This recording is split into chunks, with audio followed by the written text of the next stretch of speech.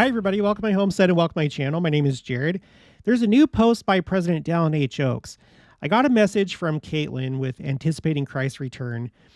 She's one of the ones that I recently interviewed. She has this new channel. If you like my content, I think you'll like hers. We think a lot alike, but she does a lot of like Second Coming stuff and church news. It's a lot like my channel, so make sure to check her out, subscribe.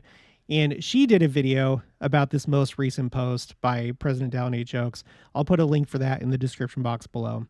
But she pointed this out to me, and I was taking a look, and then I scrolled down a little bit, and I had forgotten about this post from earlier this month. This was June 3rd. And this one caught my attention a little bit more because just today I was talking to Rabbi Gerfine. If you didn't see that interview, I'll put a link for that in the description box below. But if you're new to the channel, there's this rabbi. His name is Rabbi Gerfine. He lives in Jerusalem.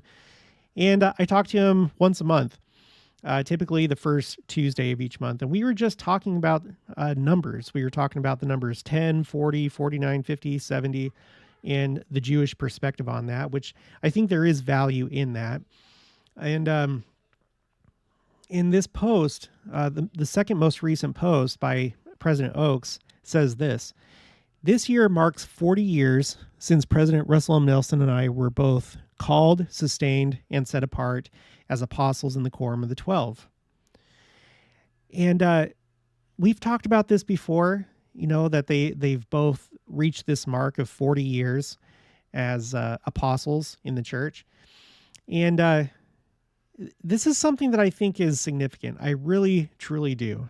The number 40, it shows up a number of times in the scriptures and also in church history. And it's no small number. It really isn't.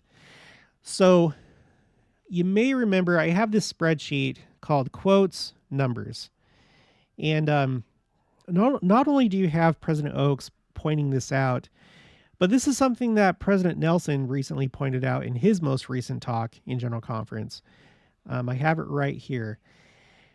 "My dear brothers and sisters, today is a historic day for President Dallin H. Oaks and me. It was 40 years ago on April 7th, 1984, when we were sustained to the Quorum of the 12 Apostles." And this is like at the very beginning of his talk.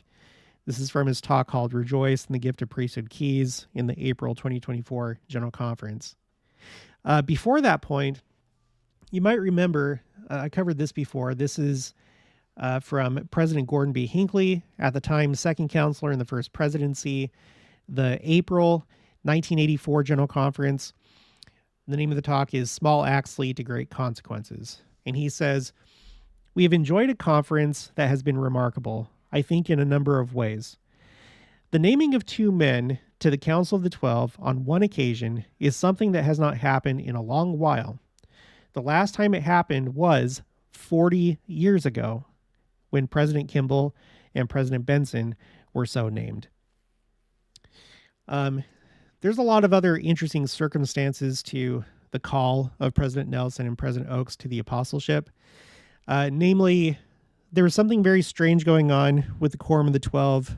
You had one member that passed away, and at the time, President Kimball was ill. He couldn't like speak. He was like bedridden, and a whole year went by, and there was no one called to replace the one that had died.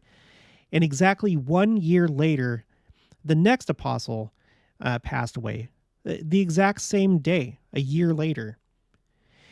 Well, after that, things were looking pretty bleak with President Kimball. And in a moment of lucidity, I guess, one night, he called President Hinckley and said, call Nelson and Oaks in that order.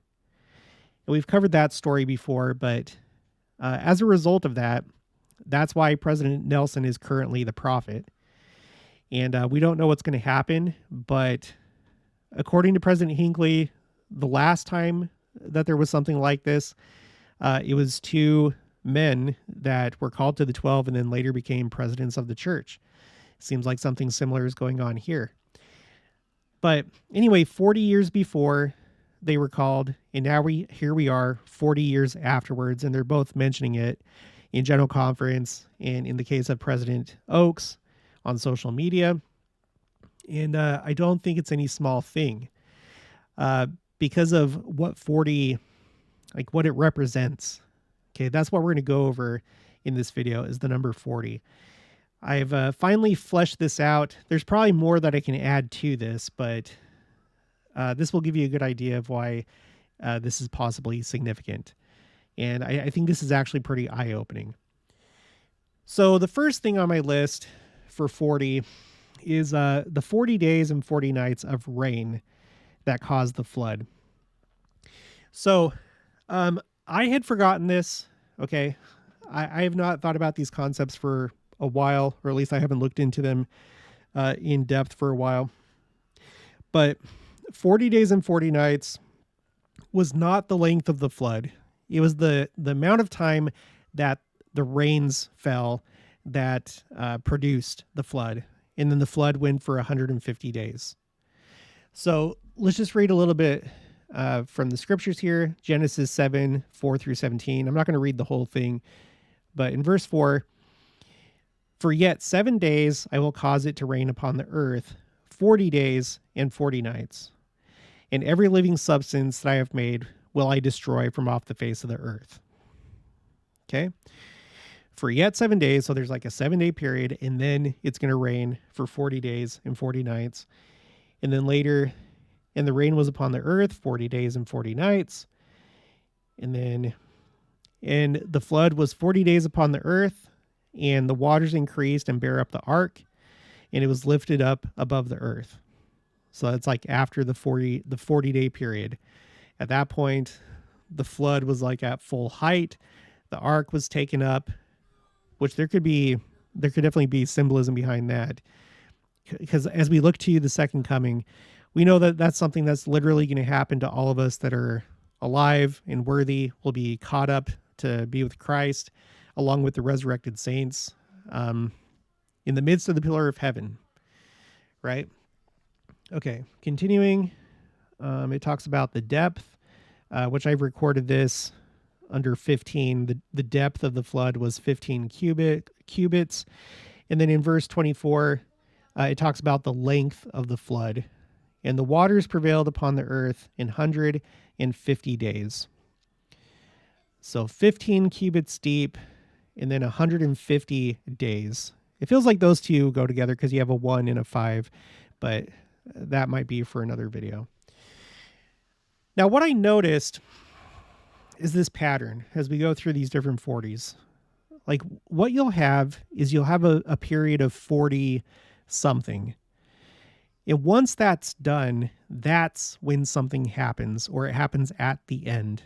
Okay. So in this case, raining for 40 days, and then you have the flood proper for 150 days, a period during which everything dies. Okay. So hopefully you can kind of see where I'm going with this as we're thinking about President Nelson and President Oaks. It seems like President Nelson's presidency is pretty special. He's very focused on the second coming. We've seen things that we haven't seen before with any other president of the church, namely all these changes that have taken place since he became president of the church, as well as the number of temples that have been announced and so many other things. You know, he's the oldest prophet or apostle that we've had in this dispensation.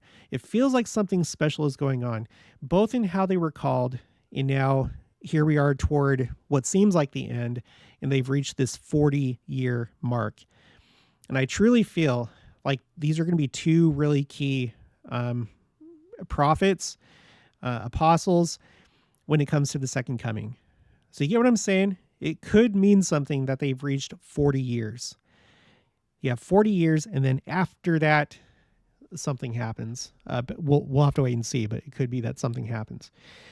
Okay, the next one has to do with Moses. Okay. Moses, so 40 days and nights. Moses was on Mount Sinai 40 days and 40 nights, both times that he received the tablets with the 10 Commandments written on them. After the 40 days, the first 40 days, the golden calf was destroyed and 3,000 put to death because of their idolatry and rebellion against the Lord.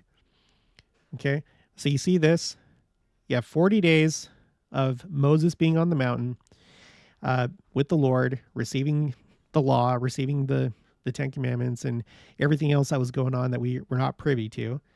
He was doing that, and after that was complete, he comes down and finds Israel in a state of rebellion, and he destroys their idol, and 3,000 are put to death. So we know that at the time of the second coming, there's a burning that takes place that's going to destroy the wicked, right? Let's just read this really quick. We're going to go to the church website for these scriptures. This is going to be very brief. Exodus 24:18. And Moses went into the midst of the cloud and gat him up into the mount. And Moses was in the mount 40 days and 40 nights. Okay, and then you have to skip forward to Exodus 32. And then you go down to verse 19. And it came to pass, as soon as he came nigh unto the camp, he saw the calf and the dancing, and Moses' anger waxed hot. And he cast the tablets out of his hands and brake them beneath the mount. And he took the calf which they had made and burnt it in the fire and ground it to powder and strawed it upon the water and made the children of Israel drink of it. And Moses said unto Aaron, What did this people unto thee, that thou hast brought so great a sin upon them? And then skipping down. And when Moses saw that the people were naked, for Aaron had made them naked unto their shame among their enemies, then Moses stood in the gate of the camp and said, Who is on the Lord's side? Let him come unto me. And all the sons of Levi gathered themselves together unto him. And he said unto them, Thus saith the Lord God of Israel, Put every man his sword by his side, and go in and go out from gate to gate throughout the camp, and slay every man his brother, and every man his companion, and every man his neighbor. And the children of Levi did according to the word of Moses, and there fell of the people that day about 3,000 men.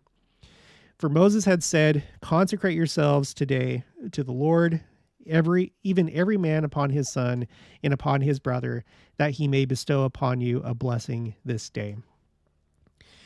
And then after that, you have this next period.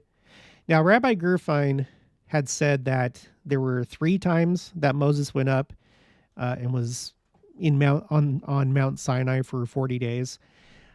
I was looking through the scriptures here. I don't see that like that second period. We're going to read from Chabad in a little bit, chabad.org. And they were talking about this other period where Moses had gone up to essentially repent for the people. But as far as I can tell, unless I'm not reading this right or I didn't read it thoroughly enough, it seems like, according to the scriptures that we go by, there were only 2 times that he went up for 40 days. But so I don't know if that other 40-day period comes from like the Talmud or Jewish tradition. I have no idea. But anyway, Exodus 34.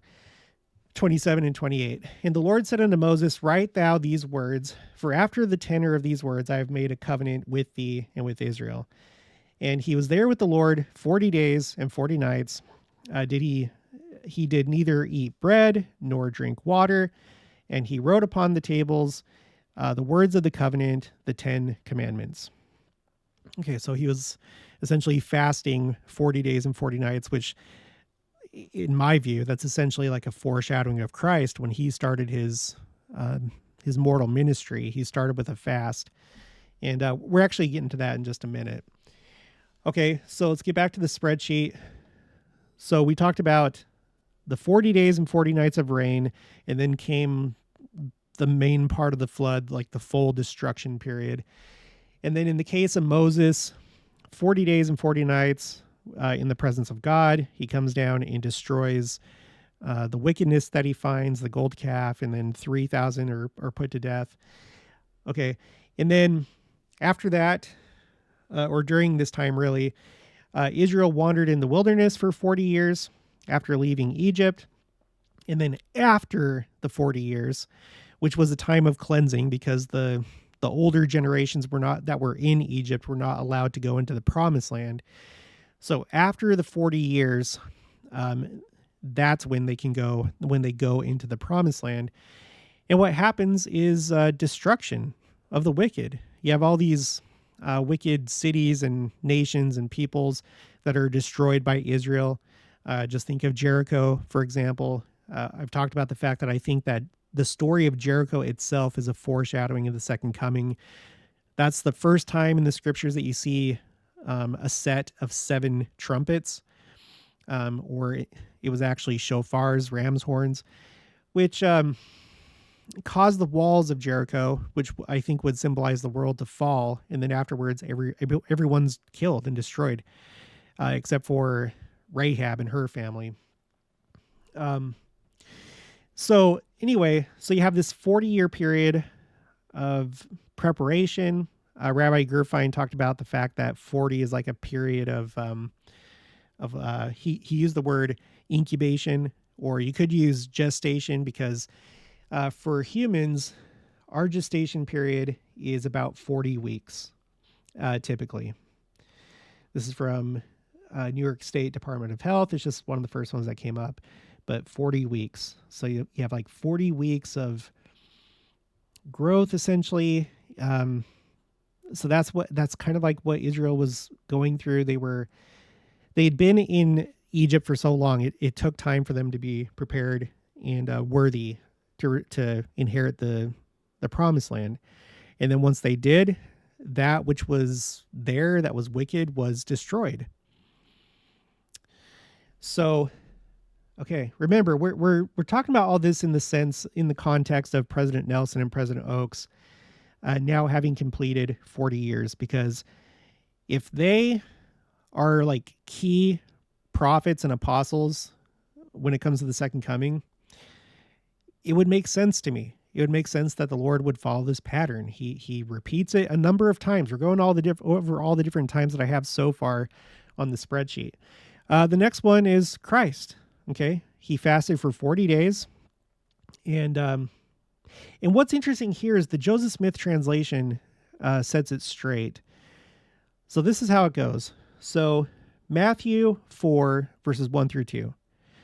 Then was Jesus led up of the Spirit into the wilderness to be tempted of the devil. Okay, so this account says he was sent into the wilderness to be tempted by the devil. That's how it's written in the King James Version. And when he had fasted 40 days and 40 nights, he was afterward and hungered. Okay, but the Joseph Smith translation says, then Jesus was led up of the Spirit into the wilderness to be with God. So that's a pretty big difference. The incorrect version says he was sent there to be with the devil, to be tempted. The correct version says he went to be with God, which makes sense because things are done in patterns. Moses went up to Mount Sinai not to be tempted of the devil, but to be with God, to receive the law. And we're not really privy to everything that happened when Christ was with God in the desert doing this fast. But I can only assume it had to do with preparation for his mortal ministry, because this is how his mortal ministry kicked off.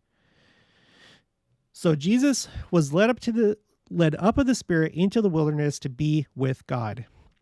And when he had fasted 40 days and 40 nights, and by the way, remember Moses, that second time that he went up to Mount Sinai, he was fasting for 40 days. Do you remember that part? Let me just go back to Exodus 34. This is Moses, and he was there with the Lord 40 days and 40 nights. He did neither eat bread nor drink water. So you have a pretty clear parallel between Christ preparing for his ministry, in which he would give the law. You know, he would fulfill the law of Moses and introduce the new and everlasting covenant and that which fulfilled the law of Moses, right? I always think of the Sermon on the Mount, for example, which that by itself seems to hearken back to Mount Sinai, or Mount Sinai harkens forward to the Sermon on the Mount. So what you have here is you have Christ going into the wilderness, 40 days, 40 nights, preparation. And then afterwards, after that period of time, he's tempted by Satan, but he casts him out. And then he does his ministry in which he casts out devils and evil spirits. And he does everything that he does, including healing the sick and afflicted. And then he performs the atonement, which is the ultimate casting out of Satan, or redeeming his people, allowing you to repent and also have the ability to cast out Satan. You know what I'm saying? I hope that makes sense. So you have that with Christ beginning his mortal ministry. And then afterwards, after he's crucified and resurrected, he spends 40 days with his disciples. And then at the end of that, he ascends. So it's another 40-day period. And then at the end, something happens. He ascends. Here, well, I'm not going to read the whole thing, but just, you have a Joseph Smith translation that changes out passion for sufferings. I guess that just kind of makes it more clear, but to whom also he showed himself alive after his sufferings by many infallible proofs, being seen of them 40 days and speaking of the things pertaining to the kingdom of God. And then at the end here, verse 9, and when he had spoken these things, while they beheld, he was taken up, and a cloud received him out of their sight. Okay, and then now we're in like modern times. We have the Salt Lake Temple, which took 40 years to complete. And what's interesting in light of what we're talking about here is it was the dedication of the Salt Lake Temple. That was the time in which the angels of destruction described in the book of Revelation were released. They were released with the dedication of the Salt Lake Temple. So if this is a new concept to you, let's see. I'll read. Which one? Sorry, I don't know why. Let's read this one. This is Joseph Fielding Smith. This is in Signs of the Times, pages 11 to 21. And he says, now I want to make some comments in regard to the statement by President Woodruff and his parable, the parable of the wheat and the tares, in D&C 86. The Lord said that the sending forth of these angels was to be at the end of the harvest, and the harvest is the end of the world. Now, that ought to cause some of us very serious reflections. And the angels have been pleading, as I have read it to you, before the Lord to be sent on their mission. Until 1893, the year that the Salt Lake Temple was dedicated, the Lord said to them, no. And then he set them loose. According to the revelation of President Woodruff, the Lord sent them out on that mission. And what do we gather out of that? That we are at the time of the end. This is the time of the harvest. This is the time spoken of, which is called the end of the world. I have this in a couple other places. So Joseph Fielding Smith, he repeats it in 3 different places. I have Wilford Woodruff himself. And I'm surprised, but one of the few places that you find this is in a magazine called Young Women's Journal. It was a church, magazine of the time, 1894. In an article called The Temple Workers Excursion, in which he says that those temples were released, or those angels were released. So I'm not going to read all this, but you can access my spreadsheets anytime. The link for them is in the description box below. And we're looking at the one called Quotes, Numbers. Okay, so a 40-year period of the temple being built. Again, think about pregnancy, think about a child, a baby growing in the womb. And then after that, after the 40-year period, then comes this destruction, the angels of destruction. In this quote, Joseph Fielding Smith talks about how he took the time to, just like what I do with my channel, he took time to go through all these magazines and newspapers and jot down the number of natural disasters. And he was astonished to find out that they were increasing every year. And he attributed that to the angels of destruction that were released at the dedication, it says right here, at the dedication of the Salt Lake Temple. So, yeah, and then that brings us to pregnancy. That's the last one that I have on here. No, it's not. We already covered this one with President. Oh, yeah, great. I'll change that later. So we already covered this one. President Nelson, President Oaks, and Gordon B. Hinckley talking about 40 as it's associated with their apostleship, the 40 years before, and now here we are, the 40 years afterwards.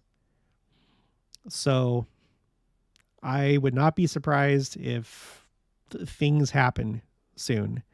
One thing that has already happened was the Kirtland Temple came back into the church. Now that was just before they hit their 40-year anniversary, so that may not be the thing if there is a thing.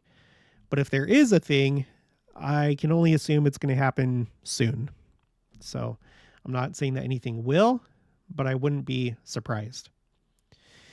Now, the last thing that I want to cover is what's said here.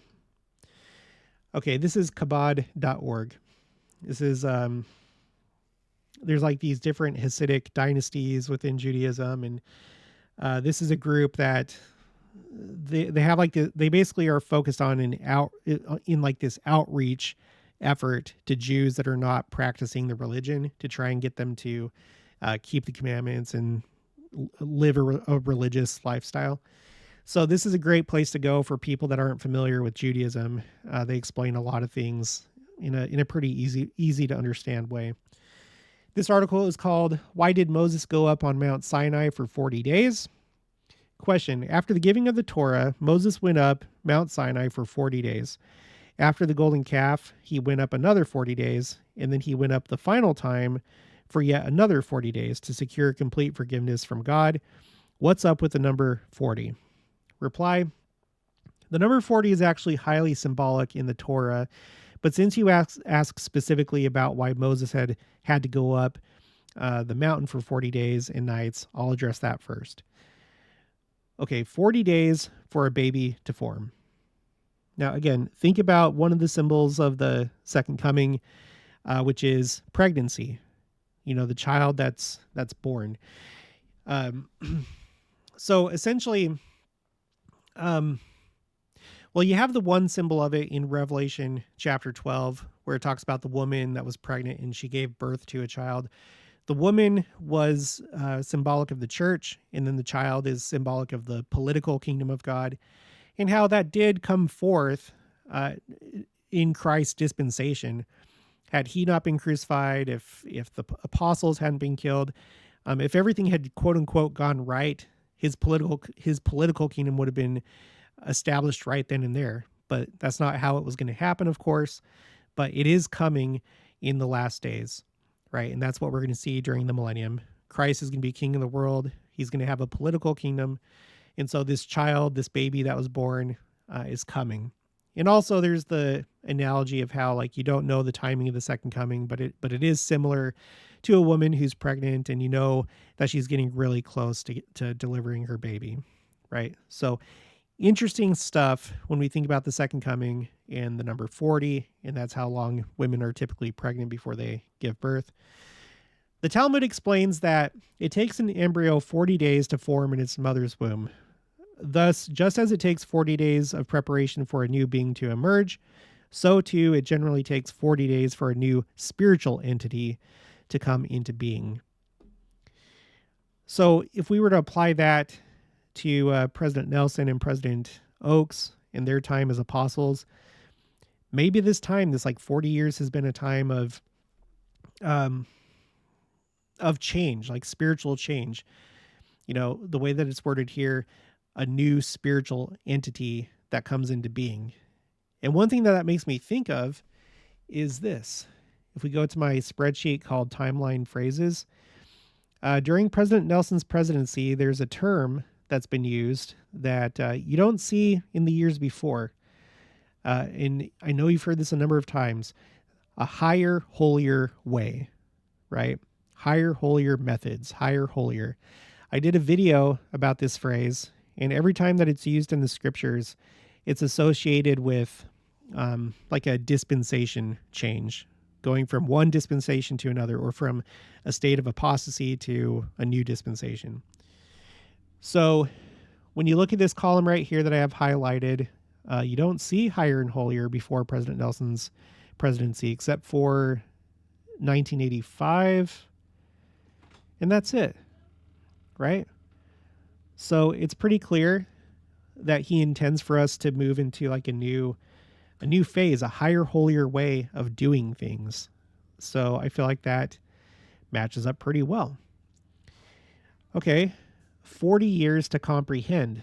The Talmud tells us that one does not come to fully comprehend the knowledge of his teacher until 40 years of study.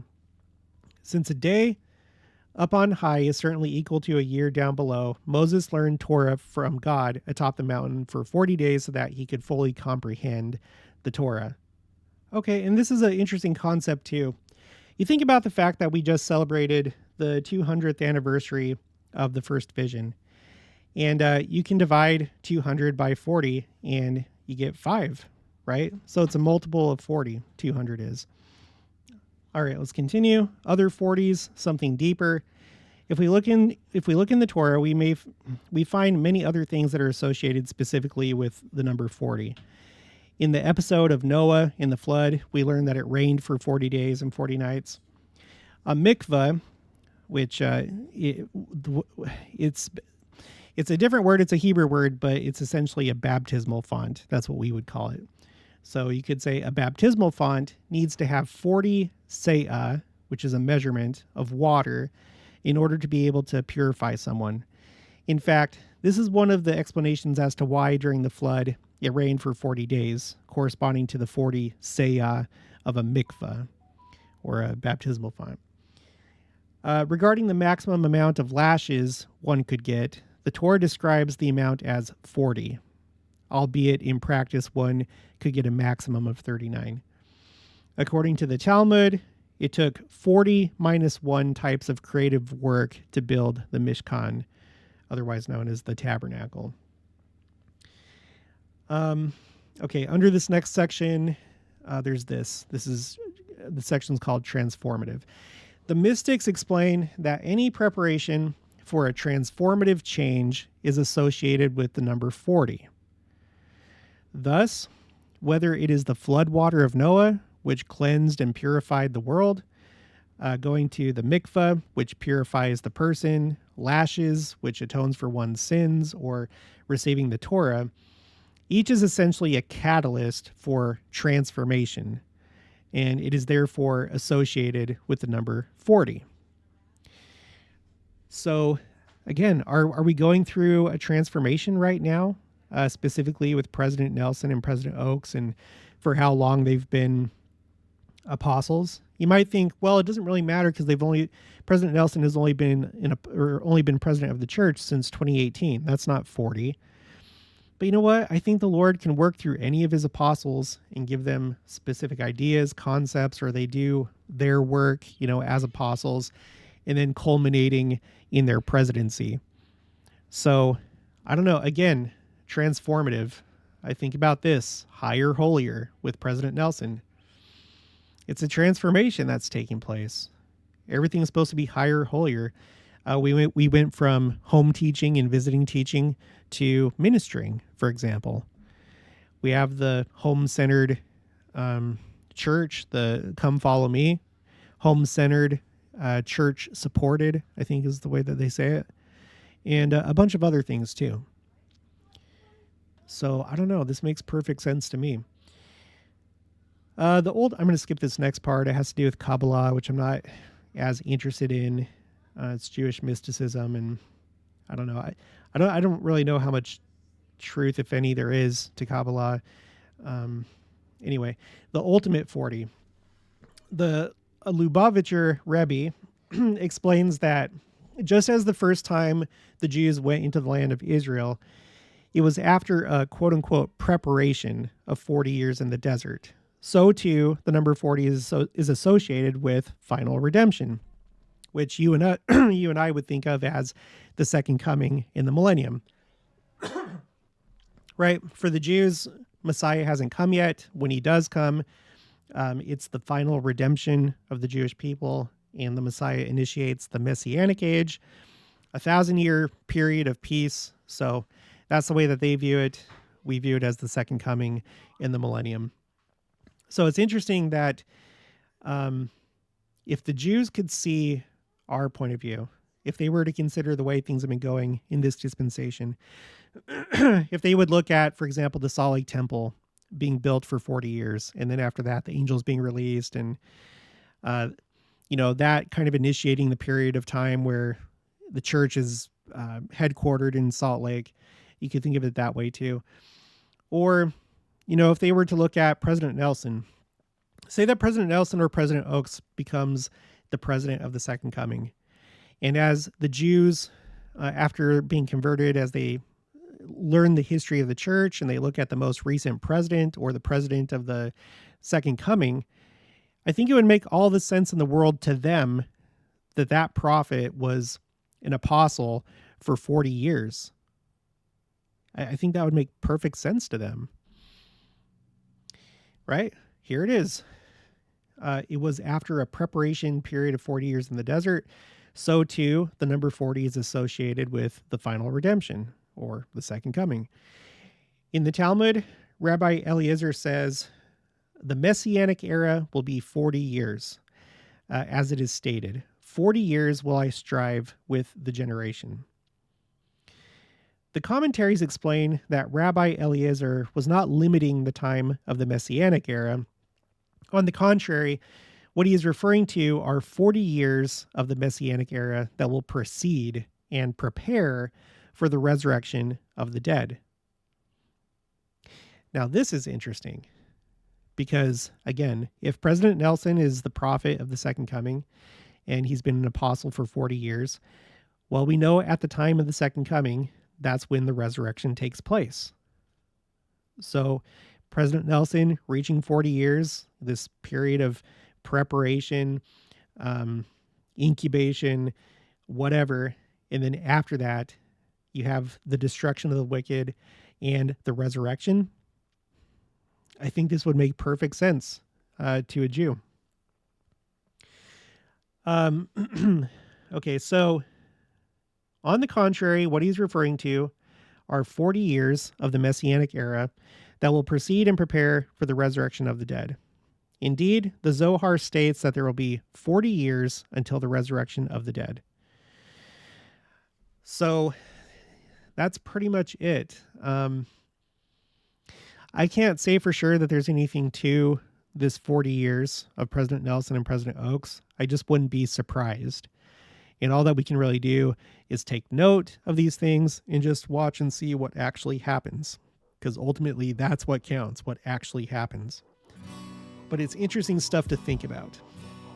So I'm going to keep adding on to my spreadsheet. There's probably more 40s to add on here. And then I have all these other numbers too. And it's good stuff to take note of.